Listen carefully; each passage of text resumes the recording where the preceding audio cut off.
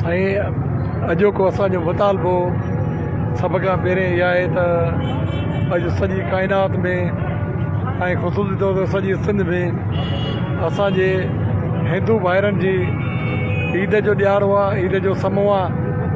ऐं तव्हां ॾिसो पिया त असांजे सिंध जो हिंदू अॼु भलारे ॾींहं ते जीअं त ही पंहिंजी पूॼा पाठ कंदा आहिनि पंहिंजे घरनि में, पंहिंजे मंदरनि में, पर हू अॼु हिकु कलमकार,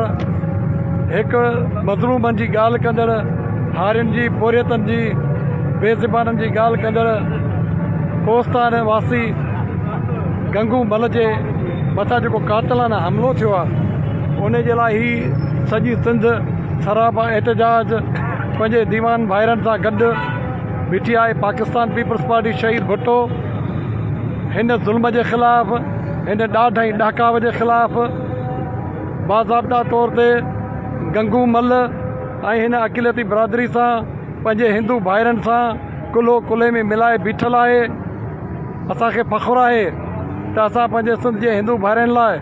शहीद इनकलाब मीर मुर्तज़ा भुट्टो जो मोबी पुटु मीर ज़ुल्फ़िकार अली भुट्टो बि सदाईं आवाज़ु उथारींदो आहे। ऐं अॻियां पहिरें सिपुनि में जेको आहे सो तव्हां उनखे बि ॾिठो हूंदो,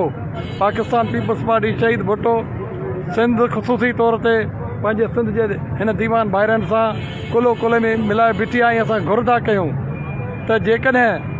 असांजूं अदालतूं, असांजे मुल्क जूं अदालतूं अफ़सोस सां चवणो थो पए त हिकु कलमकार, हिकु सहाफ़ी पंहिंजे मथां हमले जी FIR कटाइण जे लाइ अॼु सॼी सिंध जे कलमकारनि जे दरनि ते हिकु प्रेस क्लब ते वञे थो ऐं उते वञी दाए थो त मूंसां इंसाफ़ कयो वञे। हाणे तव्हां पाण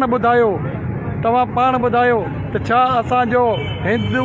सिंधी जेको आहे सो इंसाफ़ वठण लाइ छा हिंदुस्तान जी अदालत खां जेको सो वञी रुजू करे? निहायत ई अफ़सोस सां चवणो थो पए असां सुप्रीम कोर्ट जे chief justice, Sindh high court जे चीफ जस्टिस ऐं वसवारनि खे ऐं ख़ुशूसी तौर ते निगरान हाकिमनि खे इहा अपील था करियूं, ख़ुदारा असांजे हिन सिंधी हिंदुनि जे मथां रहम कयो। ऐं ही जेका पुराणी माफ़िया आहे उन माफ़िया में जेके तव्हांजा ऑफिसर आहिनि उहे अञा ग़ुलामी जो किरदारु अदा पिया कनि। हिन जी ग़ुलामीअ खां निकिरणो पवंदो ऐं सरकार खे FIR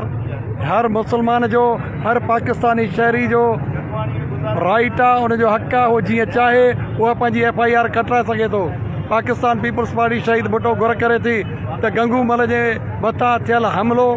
ऐं जेको बि गंगू मल या उन जा वारस जहिड़े बि क़िस्म जी FIR कटाइण चाहींदा उहा बिना देर जे कटी वञे। जेकर न